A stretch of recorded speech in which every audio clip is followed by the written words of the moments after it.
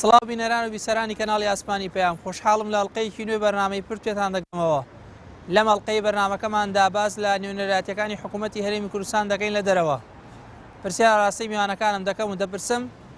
بۆچی نوێنەراتیەکانی حکوومەتی هەرێمی کوردستان نەیانتوانیەوە بە شێوەیەکی یاسایی کارەکانیان بکەن.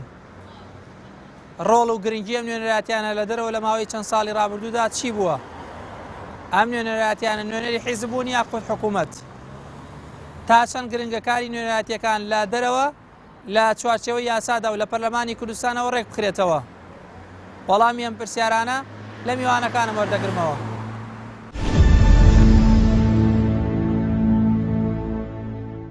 بەتاکید نوێنەراتی ئێمە لە ساڵانی ڕابردووە بۆ حکوومەتی هەرێم لە دەرەوە وڵاتدانراوە و نوێنەراتیە لە سەردەمی دوای ڕژێمی سەدامیش مابوو تا پێشوشە بوو دوای وشداندرا، بەڵام ئێمە بەپێی دەستور دیارە نوێنەرایەتی لەگەڵ قونسولیەکانە لەگەڵ سەفارەتەکانە دادەندرێ ئەوەکو بەشێکی ڕۆشنبیری لە ناو سەفارەتەکانی عێراق مەشتێکی گرنگ بوو، بەڵام نوێنەرایەتی هەرێمی کوردستان بەڕاستی لە دەرەوە ینی دوور لە کەسەکان، بەڵام نوێنەرایەتیشی زەعیف بوو لەبەرەوە هەرێمی کوردستان زۆر گرنگی بە نوێنەرایەتیەکان نەدەداوە لەسەر ئەساسی نێزیکی و محاسبە و حیزبایەتی و لەسەر ئەوانە دانرا بوو و هەرچەند ئەگەر من پێم وا بوو نوێنەرایەتی هەرێمی کوردستان دەبووە لەسەر ئاستێکی باڵادا بدرێت، چونکە ئەو ڕەکیزە ئەساسی هەرێمی کوردستان دەیتوانی کاری لەسەر بکە، مەسلەی پشتگیری نێودەوڵەتی بوو، ئەوش دەبووە لەسەر کەسی ئاستی مەکتەب سیاسیەکان بووایە،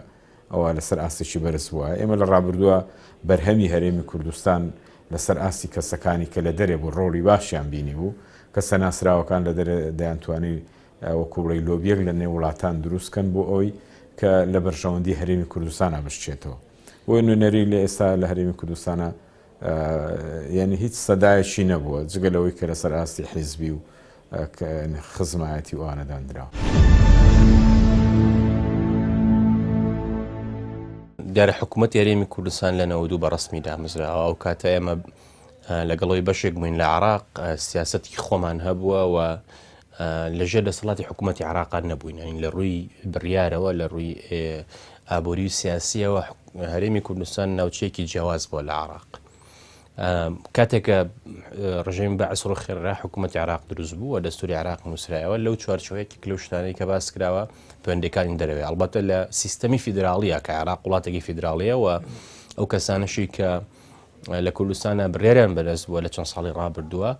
و یەکێتی و پارتی بەپلەیەکەم دەوری سەرشیان هەبووە لە نووسینەوەی دەستورەیە، یەکێک لەو شتانەی کە دەسەڵاتی حکوومەتی فیدراڵیە پەیوەندەکانی دەرەوەیە.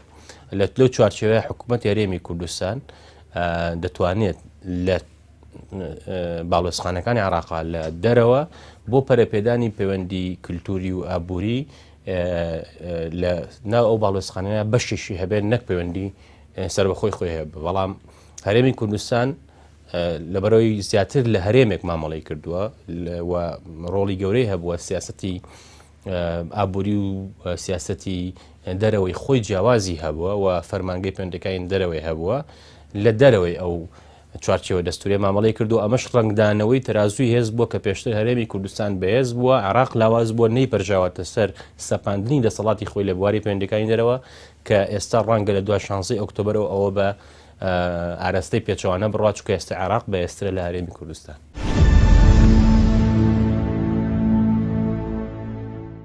لە ڕاستیە ئێمە نزیکی توان بڵێم 15 بۆ 16 نوێنەرایەتی هەیە یان قونسڵگەری هەیە لە ناو هەرێمە و 14 نوێنەرایەتیشمان هەیە لە دەرەوەی هەرێم لە چەند وڵاتێکی ئەوروپا و ئاسیا و وڵاتانی دراوسی هەمانە. خۆی لە ڕاستیە ئێمە ئەگەر ئەو مادەی دەستوریەی عێراقمان جێبەجێ بکردایە ئەبوایە حکوومەتی هەرێمی کوردستان لە ناو هەموو سەفارەتەکانە وەکو وەزارەت یعنی شوێنی هەبێ و لە ناو هەموو سەفارەتەکانە بەشێک هەبوایە ئەم بەشە پەیوەست وایە بە هەرێمی کوردستانەوە، واتە لە بڵێن گرێدراوی وەزارەتی خارجی عێراقی ئەبوو لەگەڵ سەفارەتەکانە و ئیشەکان لە بەپێی پێویست یعنی جێبەجێ ئەکرا، بەڵام ئێمە ئەوەمان نەکردو تا ئێستا جێبەجێ نەکرا، ئەو بڕیارە جێبەجێ نەکرا، ئەو مادەیە جێبەجێ نەکراوە، لەبەر ئەوە حکوومەتی هەرێمی کوردستان بیری لەوە کردوێت وەکو وەزارە وەکو سەرۆکایەتی هەرێمی کوردستان کە کە ئێمە فەرمانگەیەکمان هەبێ ئەم فەرمانگەیە کە لە 2006 بە بڕیاری ئەنجومەنی وەزیرانی ژمارە 143 دامەزراوە. ئەم فەرمانگەیە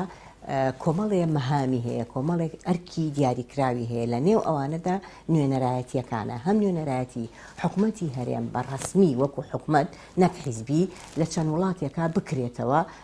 هەڵبەتە هەوڵدراوە لە زۆرێک لە وڵاتان بکرێتەوە، بەڵام تا ئێستا ئێمە لە 14 وڵات هەمانە. و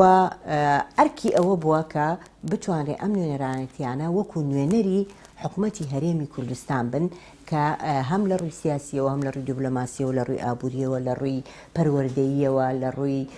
خوێندنەوە،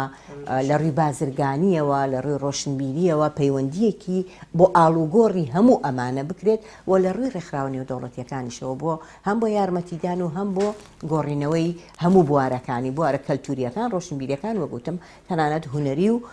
بوارەکانی تریش. ئەم نوێنەرایەتیانی کە هەبووە وەک ئاماژەم پێەیە فەرمانگەیەکی بۆ دامەزراوە کە ئەم فەرمانگەیە لە ڕووی دەسەڵاتەوە هەتاوەکو ئەم جارەی دانیشتنی پێشوو کە پەرلەمانی کوردستان کە دەسەڵاتەکانی سەرۆکایەتی هەرێم دابەشکرا هەتا ئەو کاتە ئەم فەرمانگەیە ڕاستەوخۆ پەیوەست بوو یان بە سەرۆکایەتی هەرێم بەرپرسیارەتی لەلایەن ئەوە ئەکراوە ئەو ئاگاداری کارەکانی بوو ئەگینانە ئەنجومەنی وەزیران نە پەرلەمانی کوردستان نە ڕقابەی هەبووە بۆ ئەم فەرمانگەیە وەنە هیچ پەیوەندیەکی پێوە هەبووە تەنها پەیوەندیەکانی وەکو هەموو دەستەکانی تر کە هەیبووە ئەگینا لەژێر چاودێری پەرلەمانی کوردستانە نەبووە تەنانەت ئەنجومەنی وەزیرانیش. ئەم فەرمانگەیە بەداخەوە کە فەرمانگەیەکی سەرف پارتی بووە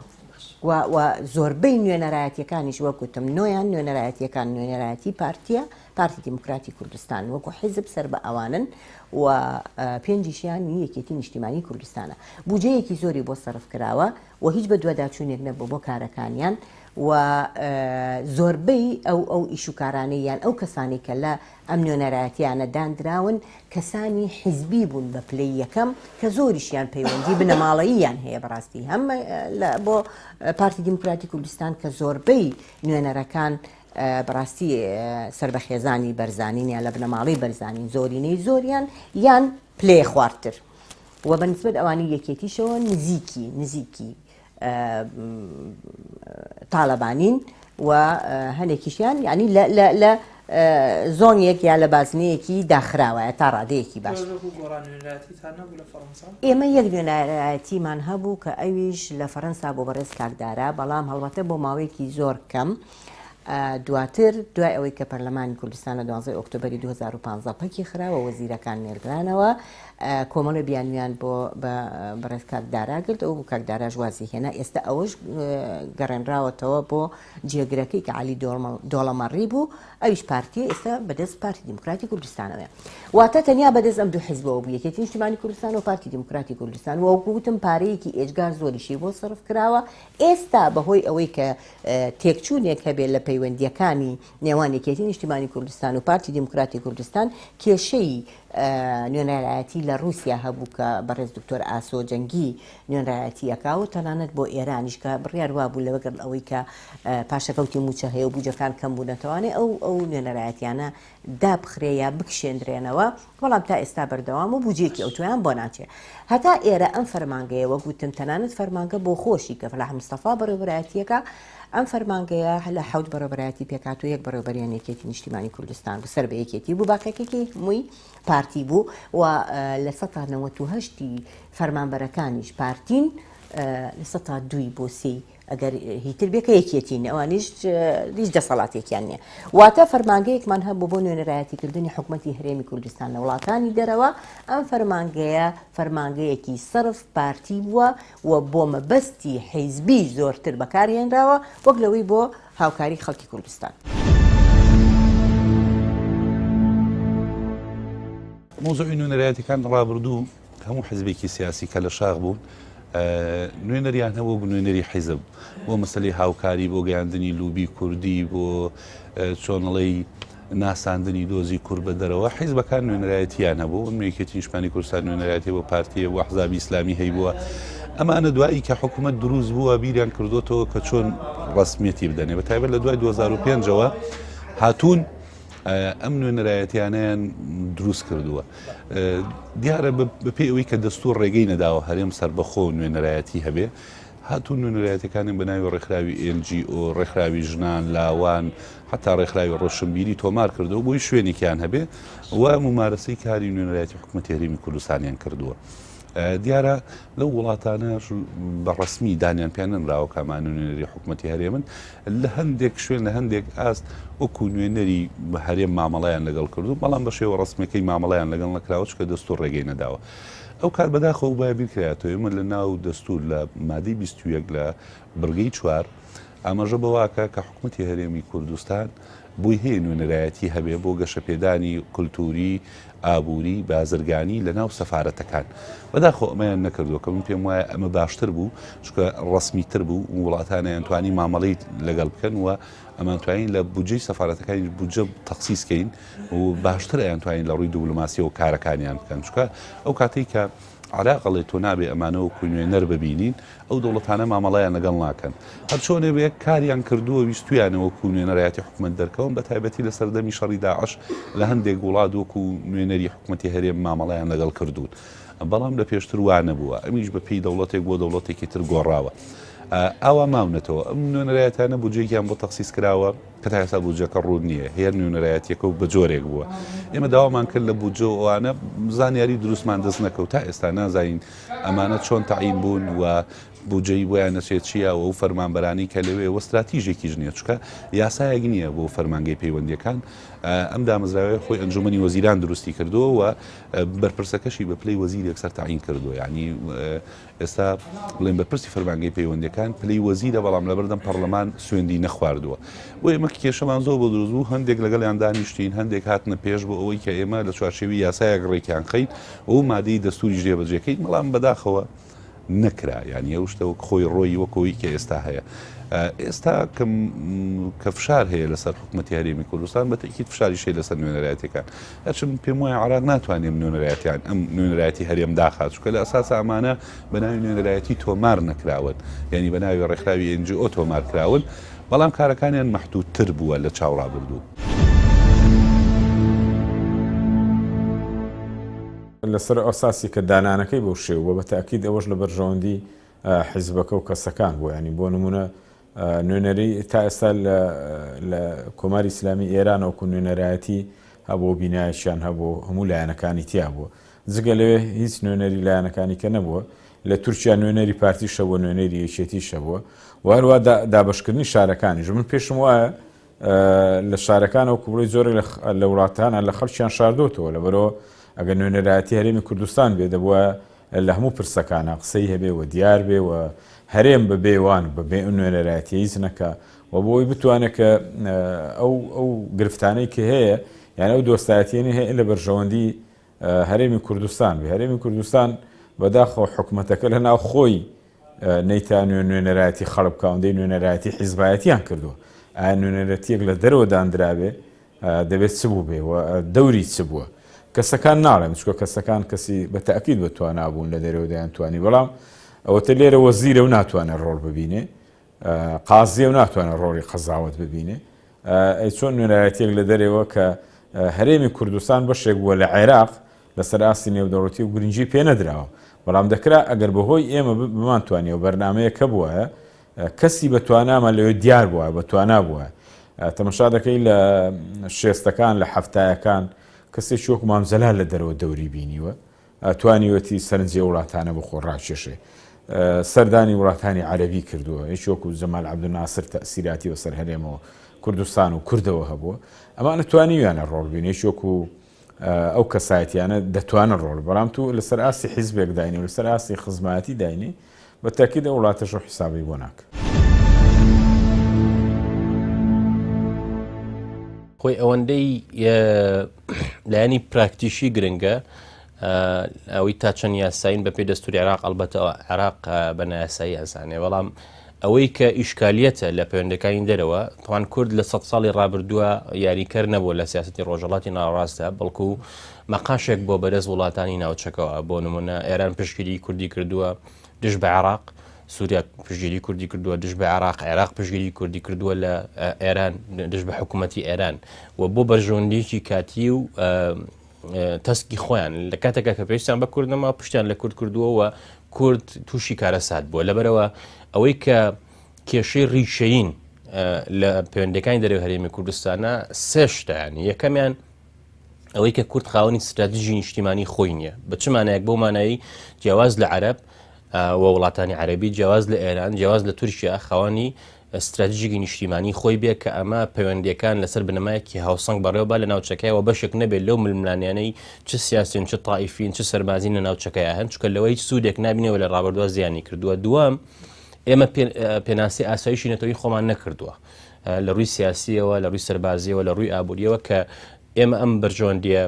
بەرژۆندیانی خۆمان بەرژۆندی ئاسایشی نەتوی خۆمان چۆنە پارێزین و تواناکانمان چەند بۆ پاراستنیان و چۆن خۆمان وە بەهێزکەین بۆ لە ڕووی سەربازیەوە لە ڕووی ئابوووریەوە لە ڕووی سیاسیەوە تا بتوانین و لە ڕووی دیبلۆماسیەوە ئەم بەرژۆندیانە پارێزین و سێهەمیش ئەوەی کە حکوومەتی هەرێمی کوردستان پەیوەندی دەرەوە دروست بکە ئەڵبەتە لە کوردستان تۆ حکوومەتێکە هەیە خەڵک دەنگا بە پەرلەمان بەڵام حزب حکوومەکە و هەر حزبێک لێرە یەکێتی و پارتی بۆ خوان حکوومەت لەناو حکوومەتە خاوەنی ئابووری خۆیانن خاوەنی هێزی سەربازی خۆیانن خاوەنی ئاسایش و پۆلیس و زیندانی خۆیانن خاوەنی حاکمی خۆیانن خاوەنی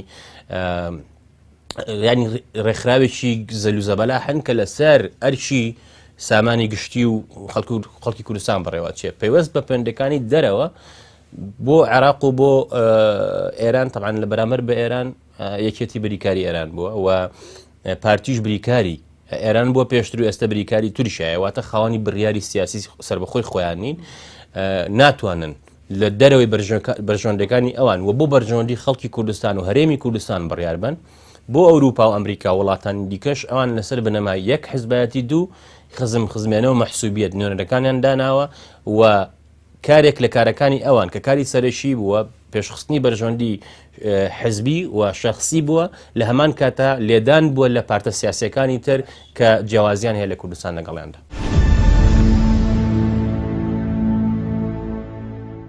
ئەم نوێنەرانە بە ناوی نوێنەری حکوومەتەوە بۆ نەک حیزب یعنی کە بە فەرمی بێ بە ناوی نوێنەرایەتی حکوومەتی هەرێمی کوردستان بوو بەڵام نوێنەرایەتی حکوومەتی هەرێمی کوردستان لەلایەن کێوە حکوومەتی هەرێمی کوردستان بەڕێوە براوە لەلایەن ئەم دوو هێزە حیزبیەوە کە یەکێتی و پارتی بوون کەواتە بە ناو حکوومەتی هەرێمی کوردستان چونکە خۆ ئەسڵن حکوومەتی هەرێمی کوردستانیش بە پلەی یەکەم ئەم دوو حیزبە بەڕێوەی بردووە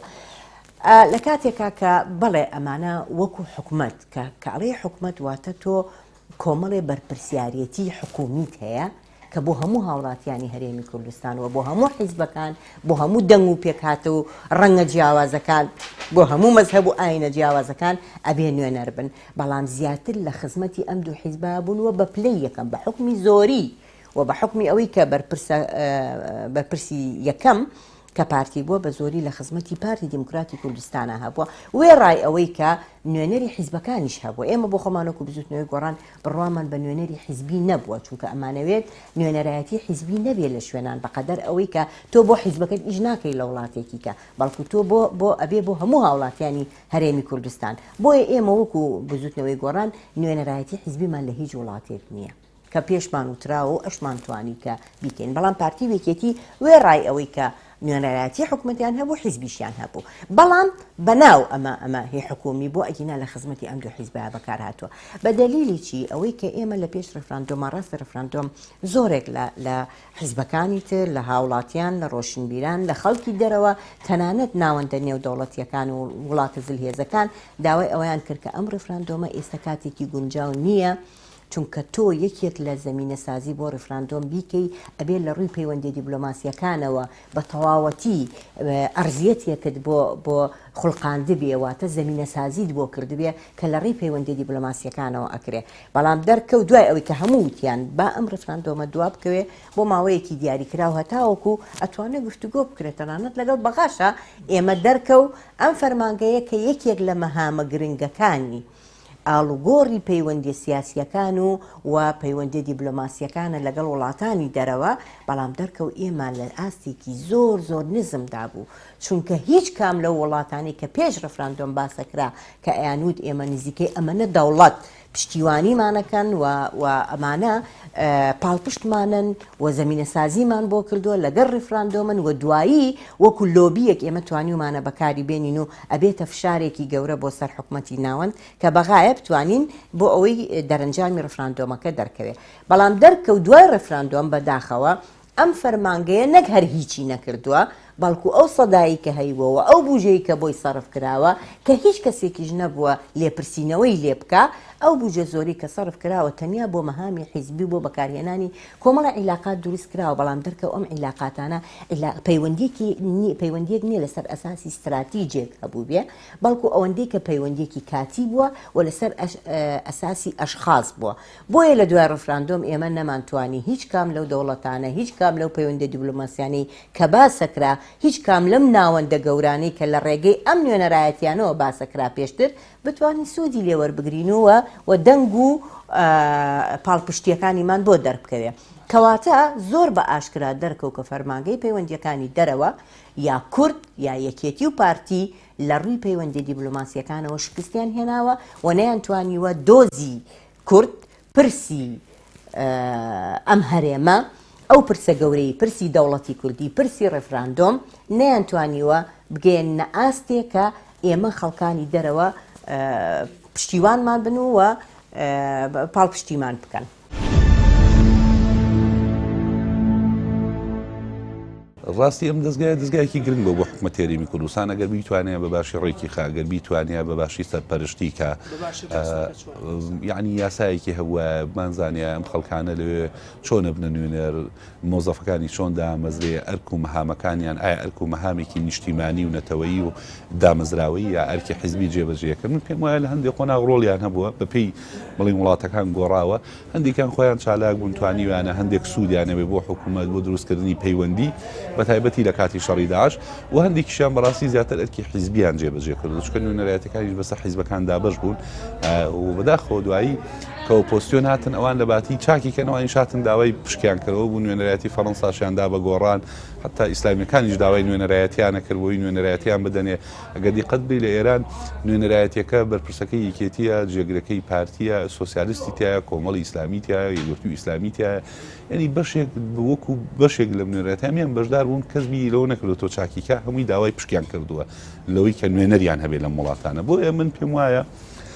ئەگەر ڕێک بخرایە باشترایان توانی بەڵام ئێمە بینیمان زیاترەمانە بەشێکی زۆریان ئەرکی حیزبیان جێبەجێ کرد چکە مادام دامەزراوە نەبوو ئەمانە شەمیان حیزبی بوو کە دانراون دوجار لە ڕێگەی حیزبەکەی خۆیانەوە چۆنەڵی بەرنامەیان وەرگرتۆ چی بکەن و چی جێبەجێ بکەن من پێم وایە هەموو نوێنەرایەتانشتی گرنگە بەڵام بەمەرجێک ڕێک بخرێ یاسایەکە بێ و لێ پرسینەوە هەبێ و لەژێر چاودێری پەرلەمان بن و حکوومەت ینی استراتیژێکە بێ ئەمانە ساڵانە ئیش لەسەر چی بکەن بۆ کورگرنگە چۆن لۆبی کوردی یەکخەن ئەمە نەکراوە کە نەکراوە ئەوە ماوەتەوە حتا ئەم خۆناوە ئێستاش من پێم وایە گەرەمانەوێ پەیوەندیمان لەگەڵ دەرەوە باشکەین ئەبێ یەکەم بچین لەگەڵ عراقدا نشین داوا بکەین مادە دەستوریە جێبەجێ بکە و بە ڕسمی نوێنەری حکوومەت لە ناو سەفارەت دانیشێت کە من لە دنیا هەیە هەموو وڵاتانی کە هەرێمیانەیە کە تۆ چی بۆ سەفارەتی وڵاتەکە نوێنەری هەرێمەکەش لەوەیە کەم باشترە توانێ سیاسەتی وڵاتەکە بەرێتە پێشەوە بۆیە من پێم وایە لێرە بەداخۆ نەیتوانیوە وەکو پێویستی شەکانی بکە و ئێمە زۆر جار هەوڵمانداوە گلیژنەی پارلەمانی چاودێری کارەکانیان کەین پەیوەندیان لەگەڵ دروستکەین بزانین چۆنە لێت ناشارمەوە هیچمان دەست نەکەوت چکە شتێک نەبوو لەسەری دامەزرا بێ من لە ڕابردوو تەرحمان کرد کە یاسایەکە بێ بەداخۆ ناو پەرلەمان و کاتە سەرۆکایەتی پەرلەمان گەرم و گوڕ نەبوون لەم بابەتە پێیان وا بوو بەپێی دەستور ناکرێ و دەستور ڕێگەی نەداوە ئەم فەرمانگەیە هەبێ و ئەم قسانە کە من پێم وا بۆ کاتە نەخێر ئێمە فەرمانگەیەک دروستکەین بۆ سەرپەرشتیکردنی نوێنەرایەتەکانی ئێمە لەنا ئەو ملحەقانەی کە لەناو سەفارەتەکانەیە و داوا بکەین دەستور جێبەجێ بکرێ بەڵام بەداخەوە کەس لە خەمی ئەم بابەتە نەبوو وڵی بە دقیقی وابزانم ئێستا لە نزیکی 14 وڵات نوێنەرایەتیمان هەیە و ئەمانە لە ڕابردوودا بەش ببوون تقریباً وابزانم 6یان لای یەکێتی نیشتیمانی کوردستان بوو 8یان لای پارتی دیموکراتی کوردستان بوو دوایی برادرانی گۆڕان هاتن دانیکیان لە پشکی ئێمە بردەوەی فەڕەنسا تقریباً ئاوا دابەش بووە یعنی ئەو کاتەشدا بەشکاریەکە لەسەر ئەساسی بڵێن حیزبی بووە و بەشێک لەمانە بجایان بۆ ڕۆیشتووە ئیتر لە $50,000 دەست پێەکە بۆ $100,000 و بۆ نزیکی $200,000 کە پارەیان بۆ ڕۆیشت. وڵی نازان میکانزمی چاودێریەکەی فەرمانگە خۆی چۆن بووە، بەڵام ئێمە زۆر سیرمان کرد لە ناو بودجە حتا لە چاودێری دارایی لە ناو وەزارەتی دارایی شتێکمان دەست نەکەوت کە تایبەت بێ بە فەرمانگەی پەیوەندیەکان. ئەمە ئەگەر بەپێی دەستور بگەڕنەوە بە دەستوری عێراقی دیارە ئێمە بەشێکمان هەیە لە هەموو سەفارەتەکانی عێراقی لە هەموو قۆنسولیەکانی عێراقی بەشێکە لە ژێر ناونیشانی بەشی ڕۆشنبیری لێ ئێمە دەتوانین لە ژێرەوە ناوە کورد ڕۆڵی خۆی ببینێ، بەڵام ئەو ڕۆڵە بگەڕێتەوە بۆ ئەو چوارچێوەی هەرێمی کوردستان کە ئێستا بەداخۆ هەرێمی کوردستان لە ناو خۆی نەیتوانێت ئەو ڕۆڵە ببینێ، نتوانێت ئەو کاریگەری ئێستا یعنی شەو ڕۆژ لە ماوەی ئەو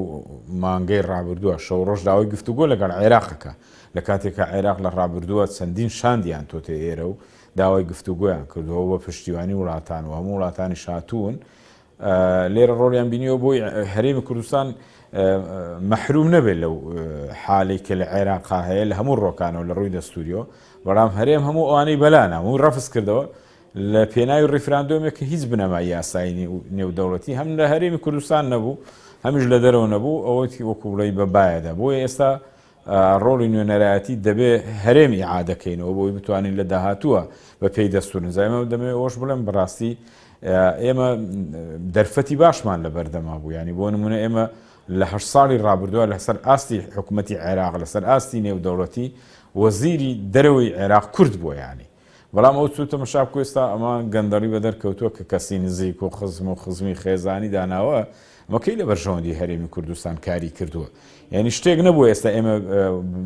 بیکەینە بەرهەمێک بۆ ئەم هەرێمی کوردستانە کە وەزیری خاریجی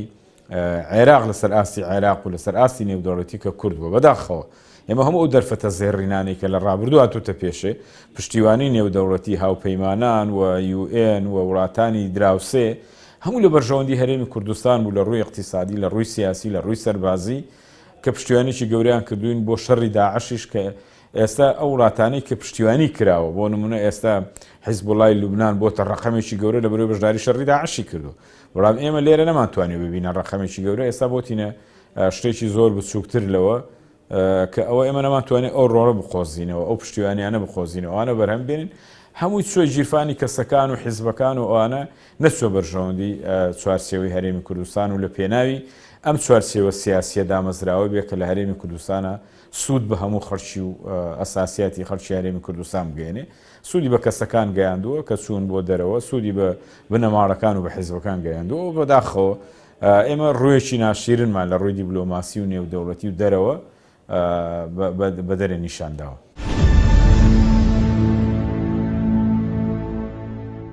خۆی پەیوەندی دەرەوە لەسەر بنەمای بەرژەوەندیە، سیاست نێودەوڵەتی لەسەر بنەمای بەرژەوەندیە، ئەوەی دەورە بینێ هێزە، هێزیش ڕەهەندی سیاسی هەیە، ڕەهەندی ئابووری هەیە، ڕەهەندی سەربازی هەیە. لە ڕووی سیاسیەوە ئێمە ئەوەی کە ئێستا تیا ئەژین شکستێکی 100% ئەوەیە کە پێوترێ خۆ بەڕێوەبردننی کورد یا حکومڕانی کوردی یا حکوومەتی هەرێمی کوردستان و ئەمە جێگەی دڵخۆشی نارەکانمان لە ناوچەکانە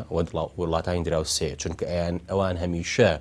و تویانە کورد ناتوانێت خۆی بەڕێوە بەرێ، ناتوانێت حکومداری و دەوڵەتداری بکە لە بەرەوەی ئەبێ ئێمە بڕێوەیان بن، لەبەرەوە ئەبێ لەژێر دەسەڵاتی ئێمەیان بێت و بۆ وڵاتانی دەرەوەش کە لە 92 پژگیری ئێمە ئەمریکا بەریتانیا فەڕەنسا لە ڕێگەی دامەزراینی ناوچەی دژەفرینی دواتریش لە دوای 2023 بەردەوام پشتیوانی هەرێمی کوردستان و خەڵکی کوردستان بوون، ئێمە سلمانمان ناتوانین ئەو حکومڕانە دیموکراتی کە بە قسە هەبووە بەڵام نەبووە بە پراکتیک جێبەجێ بکەین. دوام لە هەرێمی کوردستانە لە دوای 92ەوە حزب دەسەڵاتی هەبووە لە هەموو ڕوبەرەکانە، بۆ نمونە لە ڕوبەری پەروەردە، لە ڕوبەری ئابووریە، لە ڕوبەری سیاسیە، لە ڕوبەری ڕۆشنبیریە. ئەلبەتە پێویست بە هێز بنباسی بۆ هێزی سیاسیم کرد، هێزی دیبلۆماسی کە ئەم پەیوەندەکانی دەرەوەیە ئەمە لەسەر چ بنەمایەکە کرێەوە چۆن نەکرێت. تۆ پێویستی بەوە هەیە کە بەرژەوەندی هاوبەش دروستکە، ئەم بەرژەوەندی هاوبەشان لەگەڵ وڵاتانی ناوچەکە بوون لەگەڵ ئێران و تورکیا ئەکرێ بەرژەوەندی ئابووری هاوبەش بن، ئەکرێ بەرژەوەندی ئاسایشی هاوبەش بن یاخود سەقامگیری کە ئێمە دراوسی یەشین پاراستنی سەقامگیری یەکتری بۆمان گرنگە بوون، بەڵام لەگەڵ وڵاتانی ئەوروپا و ئەمریکا بنیادنانی ئەم پەیوەندیە جگەل لەسەر بنەمای بەرژەوەندی هاوبەش و ئابووری بێ یاخود سیاسی بێ چکە کوردستان لە ڕووی استراتیژی و ناوچەی گرنگە بۆ ئەوروپا، ینی کوردستان عێراق و یاخود جیهانی عەرەبی تورکیا ئێران و قەفقاز بەیەکەوە ئابەستێتەوە لە ڕووی استراتیژیەوە موقعێکی گرنگی هەیە ئەبێت تۆ پەیوەندەکان لەسەر بنەمای بەهای هاوبەشیش بنیاد بنەی کە ئەو بەها هاوبەشانە بە ئەوروپا پرسی دیموکراسیە، پرسی مافی مرۆڤە، پرسی ئازادە سیاسی و مەدەنی و ئاینیەکانە. ئەوەی کە لە حکوومەتی لە هەرێمی کوردستانە هەبووە حکوومەت هەبووە بە کورتی و بە بەختی ئەتوانی تەنها ناوی بنەی بەڕێوەبردنیشی خێڵەکی بەڵام لە ئاستی هەرێمێکە لە جیاتیەوەی لە ئاستی گوندێکە بێت چکە ڕوانینی یەکێتی و پارتی بە تایبەتیش پارتی بۆ حکومڕانی ڕوانینێکی خێڵەکیەوەتە ئاسایشی میلەتی کورد لە ئاسایشی خۆیان و ئەو چەند کەسەیە بینن مانەوەی خۆیان بمانەوەی کورد دەبینن. بەڵێ خۆی ئەوانەی دەرەوەش یعنی کە پەیوەندیەکە کراوە بۆ دامەزراندنی ئەم نوێنەرایەتیانە لەوە تێگەیشتون کە ئێمە بۆ خۆمان لە ڕووی دەستوریەوە سەر بە عێراقین واتە دەوڵەت نین. یەکێک لە مەهامی پەیوەندی دیبلۆماسیەکان یا کاری نوێنەرایەتیەکان کاری دەوڵەتە ئەبێت تۆ لە ڕووی دەستوریەوە دەوڵەت بیت و اعترافی پێکرابێ ئەنجا ئەتوانی نوێنەرایەتی بەڕەسمی واتە لە ڕێگەی سەفارەتەکانەوە کە سەفیرە. ئێمە لەبەر ئەوەی کە تا ئێستا سەر بە عێراقین و لە ڕووی دەستورەوە سەر بە چوارچێوەی عێراقین ئێمە ناتوانین نوێنەرایەتەکانمان نوێنەرایەتێکی ڕەسمی بێ لەبەرەوەی کە ئێمە سەفارەتمان هەیە لە بەغاوە و نزیکی 12 سەفیری کوردمان هەیە لە بەغاکە یینەکەنەوە جێگری وەزیری خارجیەمان هەیە کە کۆمەڵێک هەمانە ئەوانیش تەبعاً خۆشبەختانە هەر کەسانی پارتی وێکێتین یعنی هیچ حیزبێکی تریتیانە هیچ کامێک پێم وایە یەکێک ئاواهینی یەکگرتووە گینا زۆرینە سەفارەتەکانیش لەبەرەوەی کە ئێمە دەوڵەت نین لەبەرەوەی کە کیانێکی سیاسی معتەریف نین لەبەر ئەوە ئێمە ناتوانین نوێنەرایەتی بکەینەوانێ بەڕەسمی بۆیە تەنیا لە ڕێگەی بە ناوی ڕێکخراوەوە کراوەتەوە و ئەم ڕێکخراوانە لە ڕێگەی پەیوەندیەکانیانەوە توانوێنێ ینی ئیجازە دەرهێنانەکانیان وەکو ڕێکخراو بۆ لەکە ئەمەیە ڕێکخرا و ڕێگە پێدراوە لە هەموو وڵاتێ بۆ چمە هامێکارەکەی ئەو کاتە پەیڕۆ پرۆگرامەکەیان بەرنامەکەیان کە پێشکەش کردووە باز لە پەیوەندی دیبلۆماسیەکان کراوە. وڵی ئێمە من پێم وایە یەکەم باشترین شتەوەی ئێسایمە لە دەستورداوە بکەینەوە مادەیە جێبەجێکرێنەوە هەموو سەفارەتەکان ئێمە نوێنەرایەتیمانەبێ ئەمە سەرکەوتوتر و عەمەلیترە. دووە ئێمە لە پەرلەمان بەڕاستی هەوڵماندا یعنی من گلەیم هەبوو لە سەرۆکایەتی پەرلەمان ینی بەداخەوە سەرۆکایەتی پەرلەمان لەم بابەتە جددی نەبوو و ئەوان خۆیان نایەنەویست لەم لیژنەیە کارابێ چکە ئەزانین بۆچی لێرە هەر کەس کابێتە مەسوول لە هەر حیزبێک بێ ئەوەی کە بانگەشەی نازام تەوزیعکردنی دەسەڵات و هەرکەس ئیشی خۆی کاو دامەزراوە هەبێت کە دێ بە فعلی ئیشە ڕاستەکە ناکە یعنی ئێمە و کاتەی سەرۆکایەتی پەرلەمان لای بزنەوەی گۆڕان بۆ کە بەڕێز دکتۆر یوسف وە ئەو کاتە لە هەموو کات خراپتر بۆ چکە دکتۆر یوسف ویست خۆی نوێنەر بێ حتا سەفیرێکە هات خۆی بینی پەرلەمانتارێکە هات خۆی بینی ینی ئەوان نایەنێ لیژنەکە ئەکتیڤ بێ بۆ وەفت خۆیان نەڕۆیشتن یعنی ڕێگەیان نادا ئێمە لیژنێکمانە بوو لە پەرلەمان لیژنەکە ئیشەکە بکە ئێستاژ ئەم شتە هەر بەردەوامە و لە خولەکانی پێشوش هەر بەردەوام بوو من پێم وایە هەتا ئیش تەوزیع نەکرێ هەتا سەرۆکی پەرلەمان تێنەگاکە و سەرۆکی پەرلەمانە لە ڕووی ئەتەکێت و پرۆتۆکۆل و ناکرێت لەگەڵ پەرلەمانتارێکی سوئیدی یان نازانم چێ دانیشێ لیژنەی هەیە ئەندامی پەرلەمانی هەیە لەگەڵی دانیشێ ئەم بابەتە چارە نابێ بەڵام بووی لە کوردستان خەڵک کابێ بە مەسوول حەزەکە خۆی قسە بکە خۆی سەفەرکە خۆی سوار تەیارە بێ خۆی بۆفت ببینێ خۆی ڕەسم بگرێ جا ئەمە بۆ هەموو حیزبەکان ڕاستە یعنی ئەوەی کە لە ڕابردویان و نابێ وابێ خۆیان هاتن عینەن شتیان کردەوە بۆیە من لەم دائما کێشەم هەبوو لەگەڵ سەرۆکایەتی پەرلەمان حتا وەفدی تەشکیل کردووە کە ئێمە بڕۆین بۆ دەرەوە بە ئەوروپا بە شەڕی زۆر وام کردو کە من وەکو سەرۆکی لیژنەی پەیوەندیەکان بڕۆم ئاخر تۆ چی پەیوەندی دروستەکەی معقولە سەرۆکی لیژنەی پەیوەندیەکان نەبین نە من سەرۆکی فراکسیۆنە بم سەرۆکی فراکسیۆنەکان بێن باشترە ئی بە عەقڵێتێک مامەڵە کرا من پێم وایە لەم وڵاتە ئێمە باوەڕمان بە ئیشی دامەزراوەیی نییە جا ئەمە بۆ یەکێتی ڕاستە بۆ پارتی ڕاستە بۆ گۆڕان و بۆ حزابەکانی تریش ڕاستە حتاکو وا وەکو دامەزراوە مامەڵە نەکەین ئەم دۆخە هەروەها بێ بۆیە ئێمە لە پەرلەمان نەمانتوانین ئیشەکانی خۆمان بکەین ئەجا وەکو پێویست حکومەت جوامی ناداینەوە یعنی ئێمە چەند جار داوامان کرد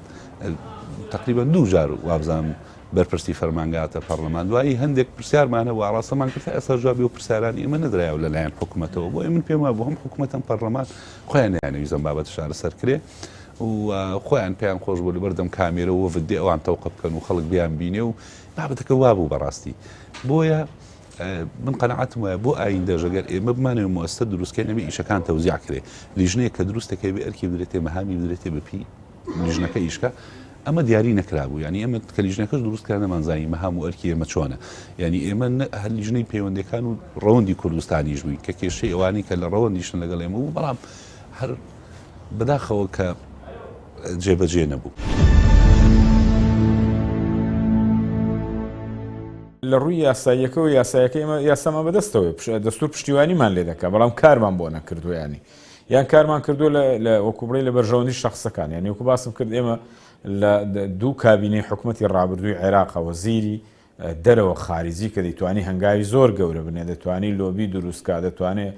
هەموو ئەو سەرچاوانەی کە دەتوانی کاری تیا بکەی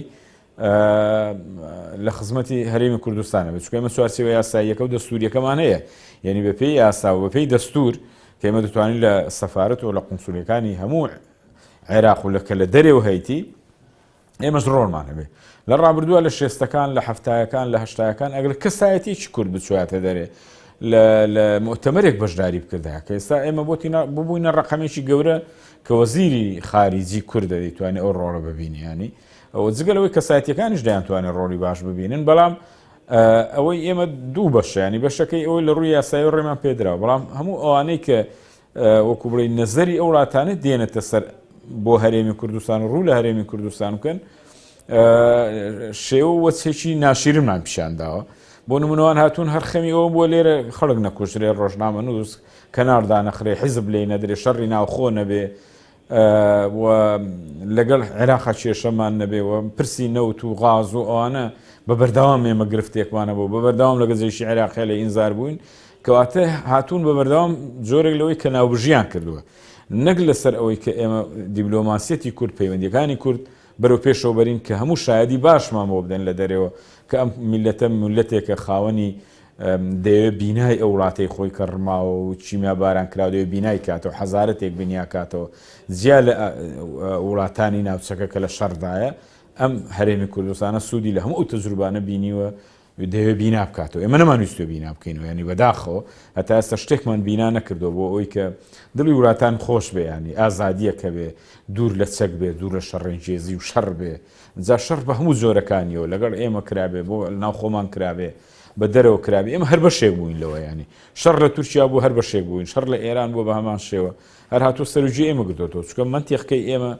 پارێزراو نەبوو بۆ خۆمان نەماتوانێت چوارچێوەیەکی یاسایی بۆ دروستکەین کە بەپێی ئەو یاسایە تەعاملکەین بۆ ئێمە بەشێک بووین لەوەی کە چەکدارمان هەبوو حیزبانە هەبوو دەور و ئەوە ڕۆڵیان لەو من ناوچانە بینیەوە لەبەرەوە من پێم وایە ئیتباعی وڵاتان لەسەر هەرێمی کوردستان ئیتباعێکی باش نییە وەگە تەمەشاش بکەی هەموو ڕێکخراوەکانی کۆمەلگەی نێودەوڵەتی مافی مرۆڤ هەموو لە سەرمانیان نووسیوە ینی ئێمە ئاسایشمانەیە بە بەردەوام راپۆرت ڕۆیوە لەسەر ئاسایش کە خەڵکی گرتۆ ئازاری داوە لەسەر شەڕ منتیقەی جێناوکەکان کە بە بەردەوام هیمۆن ڕای زۆر راپۆرتی بڵاو کردوەوە شتێکی زۆر زۆر خراپ بوو بۆ ئێمە بۆ سەدای نێودەوڵەتی چکە هەموو وڵاتانی دەرەوە ئەوروپا لەسەرەوە ئیش دەکەن کە مەسلەی مافی مرۆڤ پارێزراو بێیانی ئەنجا ئەمە کووردە عەرەبە تورکمانە ینی ئێمە لەو ڕۆوە نەمانتوانێت دیبلۆماسیەتی کورد و پەیوەندیەکانی کورد لەو ڕۆ دەور ببینێ هەم بۆ ناوخۆ هەم بۆ دەرەوە چێکی باش پیشان دەین چکە ئەمە ئێستا هەمە وڵاتانی کە وەچیان جوانە و خەڵک دڵی پێخۆشە و خەڵک لێرەوە بۆی دەچێت ئەوەیە کە مافی مرۆڤی تیا پارێزراوە. ئەزانی کە تۆ پەیوەندی دروستەکەی لەگەڵ وڵاتانە پەیوەندی عادەتەن لە نێوان خەڵک و خەڵک ئەگە پەیوەندیکی قوڵ هەبێت لەسەر بنەمای بەهای هاوبەش بێ یاخۆ لە نێوان حکوومەت و حکوومەتایە پەیوەندیەکی دامەزراوەیە پەیوەندیەک نییە کە لە هەر کەسێکەوە تۆ ئاماژەیەک وەرگری پەیوەندیەک نییە کە لەسەر بنەمای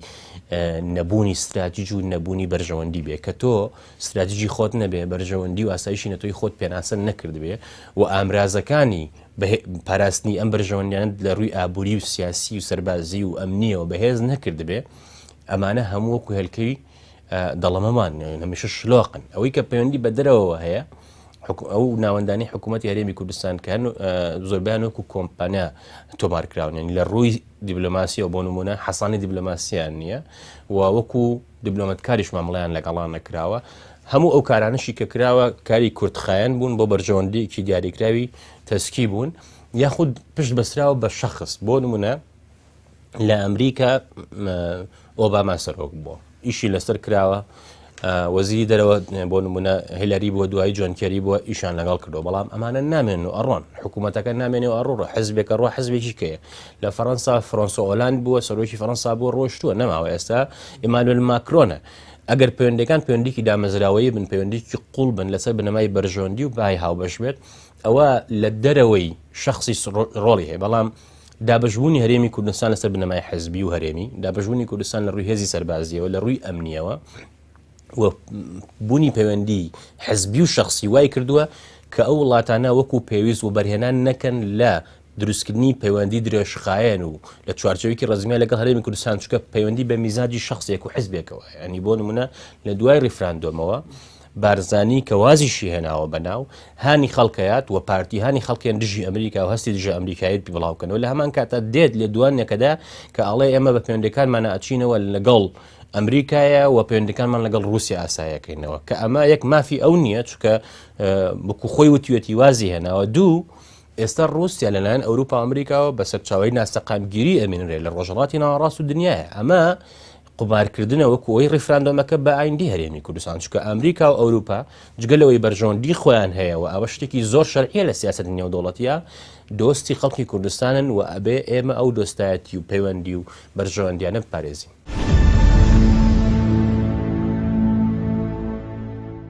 ئێمە ئەگەر بتوانین لە ڕێگەی عێراقەوە وەکو سەفارەتەکان بەشێک هەبێ لە هەر سەفارەتێک لەو سەفارەتانی کە عێراق بۆ خۆی وەزیرەکەمان 8 ساڵ وەزیری دەرەوەی عێراق کورد لەبەرەوەی هیچ گرنگیەک بە هەرێمی کوردستان نەدراوە لەبەرەوەی کە ئەوەی کە ئیش کراوە بۆ پۆستەکە وەک پۆست نەک بۆ پۆستەکە وەک ئەوەی کە من نوێنەرێکی کوردم ئەبوایە وشیار زێباری کە ماوەیەکی زۆر وەزیری خارجی دەرەوە بووە کۆمەڵێکی ئێجگار زۆری لە سەفارەتەکان تەنانەت نوێنەرایەتی و مۆزەفی سەفارەتەکانی زۆربەی زۆری پارتیە. ئێمە لە 100 وڵات عێراق لە 100 وڵات نزیکی 100 وڵات سەفارەتی هەیە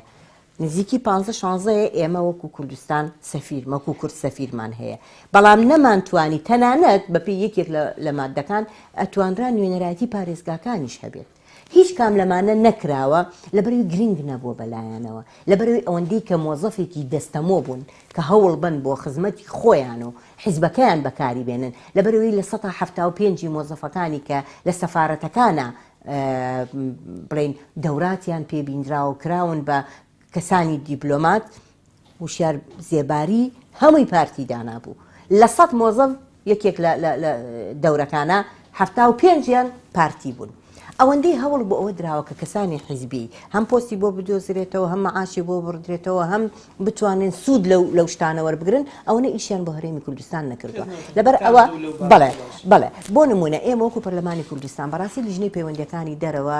لیژنەیەک بوو تەمەنی کورد بوو چونکە درەنگتر دامەزرا لە لیژنەی ڕۆشنبیری جیابەوە ئەم لیژنەیە لە هەوڵی ئەوە بن کە یاساک پرۆژە یاسایەکیشمان پێشکەش کرده بوو کە بتوانێت فەرمانگەی پەیوەندیەکانی دەرەوە بخرێتە ژێر چاودێری ئەنجومەنی وەزیران سەر بە ئەنجومەنی وەزیران بێت و لەژێر چاودێری پەرلەمانی کوردستان بێ بەڵام خۆتان بینیتان کە ئەو ئیشتە نەکرا هەوڵ لە هەوڵی ئەویان کە ئیش بکەین هەم بۆ ئەوە و هەم هەوڵیش ئەین کە ئەگەر وانە بێ بتواندرێ کار بکرێکە من بۆ خۆم لەوەیانە ڕەشبینم چونکە ئێمە لەو کاتێک کە زۆر بەهێز بووین لەناو عێراقا ئەوە نەکرابێ ئێستا تۆزێک دەرفەتەکە کەمترێکە کە بتوانین لەو سەفارەتەکانە بەپێ ئۆمادە دەستوریە خەڵکی هەرێمی کوردستان نوێنەرایەتیان هەبێ و بەشێک هەبێ بە ڕسمی بتوانێت کارەکانی هەرێمی کوردستان بکە ئەگەر نا ئێمە هەر لە هەوڵی خۆمانە ئەبین تا بزانین تا ئەگەر بهێڵن بزانین چیمان بۆ ئۆکرێ بۆ ئەوەی کە ئەو فەرمانگەیە بکەوێتە ژێر هەر هیچ نەبێت چاودێری پەرلەمانی کوردستانەوە لە ڕێگەی ئەو بودجەی کە بۆکرێ و تا هەڵسەنگاندنی کارەکانیان کە بزانین ئایا تا چەند توانیویانە فشارێک بکەن تا چەند توانیویانە ڕۆڵیان هەبێت لە لۆبیکردن و لە ئەدڤۆکەسی بۆ خەڵکی کورد لە دەرەوە پەیوەندە دیپلۆماسیەکان ئەو شکستێکی هێناوێتی بتوانین تۆزێک بیگەینینە سەر ئاستێکی پێویست هیوادارم بتوانین.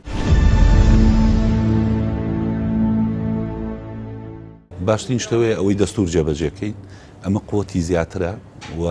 دەوڵەتانیش باشتر مامەڵی لەگەڵەکەن چکە ئێمە لەوەیە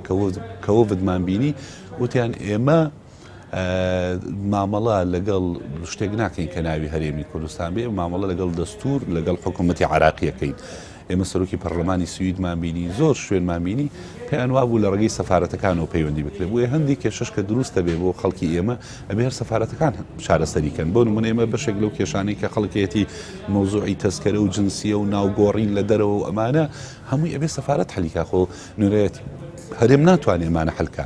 بۆیە باشترین شتەوەیە ئێمە نوێنەر خەڵکی بەهێزدانین لە ناو سەفارەتەکان کە نوێنەرەتی هەرێمی کوردستان بکەن ئەو بەشە بودجەی کە تەرخان کراوە بەکاری بێنن و لە کوردستانی لە هەرێمی کوردستانی یاسایەک دەکەین لە پەرلەمان هەرم فەرمانگەی کە هەیە بە یاساڕێکی پێ سەرپەرشتی ئەو نوێنەرایەتیانە بکە کە لەناو سەفارەتەکان من پێم وایە ئەو باشترین چارەسەرە بۆ ئێستا و ئێستا خەریکی یاسایەکیشین وردە وردەی ئەمانە ڕێخین ئەو کاتە کە ئەمان لەگەڵ بەغادانیشین یەکێ لەو مەسەلانێکی قسەی لەسەرکەنە بێ ئەم بابەتەیە بەداخەوەی مەقسەمان لەسەر نەکردو و کاتی وەزیری خارجیە لای کورد بووە ئەوکو پێویستیشی نەکردووە ئێمە ئەم هەموو سەفارەتی عراقە بووە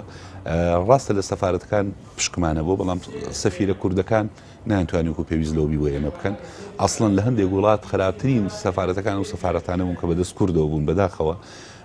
ڕەوەندی کوردی کە کێشیان هەبوو وەکو پێویست گوێیان لێ نەگرتوون و ئەم سەفارەتانە تەنسیقیان نەبووە ئین لە هەندێک وڵات سەفیرەکە کە کورد بووە نوێنەرایەتی حکومەت یارم کە کورد بە قسەیان نەبوو بەیەکەوە هەر هیچ پەیوەندێک نەبووە لە بینیانە لە یەک حیزبی سیاسیش بوون بۆ معلوماتت هیچ پەیوەندێک نەبووە لە بینیانە بۆیە باشترین چارەسەرەوەی ئێمە لە ناو وەزارەتی خارجیش داوای حەق و استحقاقی خۆمان بکەین کە وەکو پێویست نەمان کردووە ئێستا ئێمە هەندێک سەفیرمانە بۆ خانوشین بوون کوردن پشکی کوردن ئەو خانوشینە بن کەس جیان بگرێتەوە عەرەب و خەڵکی تر جێگەیان نەگرێتەوە یعنی ئێمە لە بەغا شەڕمان نەکردووە بەداخەوە کاتێک کە وەزیر ئێمە 8 ساڵ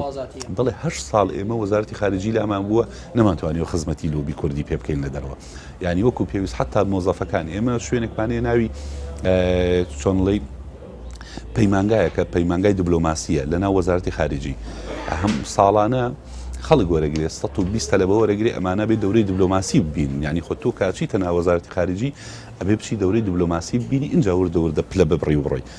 120 تەلەبە زۆر جارە بۆ لەو 120 تەلەبە 3 تەلەبەی کوردی تیا بۆ ئەم 3 تەلەبە کوردیش کە چوونەتە ئەوێ لە بەرەوەی موچیان نییە ئەو بەتایبەت و خولانەی کە 2 ساڵین هەرچەند بەشێک لە خولەکان خێرا بوون شەژمانگی بوون نەموچیان داونەتێ ئەوانەی خۆمان نەشوێنی مانەوەیان داونەتێ خوێنکارەکە کە چۆ دوایی وەڕز بووە نەیتوانی و بەردەوام بێوازی هێناوە ئێمە چەند جار نوێنەرایەتی خۆمان لە بەغدا ئاگادار کردێتەوە وەزارەتمان ئاگادار کردێتەوە تکایە لە پشکی ئێمە لەم پەیمانگە دیبلۆماسیە شەڕ بکەن بار ڕێژەکە زۆر بێ و هاوکاریان بکەن کە دێنە بەغا شوێنی مانەوەیان بدەنێکە کە ئێمە وەزیرمان هەبووە لە بەغا خۆی وەزیری خارجیە بۆ هیچ هاوکاریکی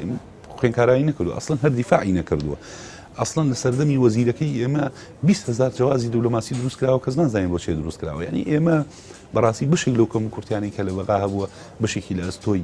خۆمان بۆ بە تایبەتی وەزیرەکانمان کەوکو پێویست کاریان نەکردووە ئەگینا تۆ وەزیری خارجی بی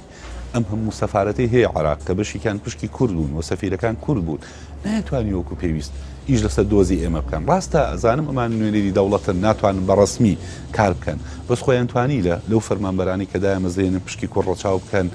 لە پەیوەندیەکانیان هەوڵ بدەن نوێنەرایەتەکان بانکەن تەنسیقیان لەگەڵ دروستکەن هیچ لانی کەم ئەو مادەی دەستور جێبەجێکەن و سەفارەتانی کە خۆیان تیان نوێنەری کوردانی کە ئەو نوێنەری هەرێمە بۆ کاروباری ڕۆشنبیری و گەشەپێدان و کۆمەڵایەتی ئەمانەشیان نەکردو یعنی ئێمە پێم وایە کێشەکە قوڵە مەسەلەی پەیوەندی ئەبێ بە تەواوەتی ڕێ بخرێتەوە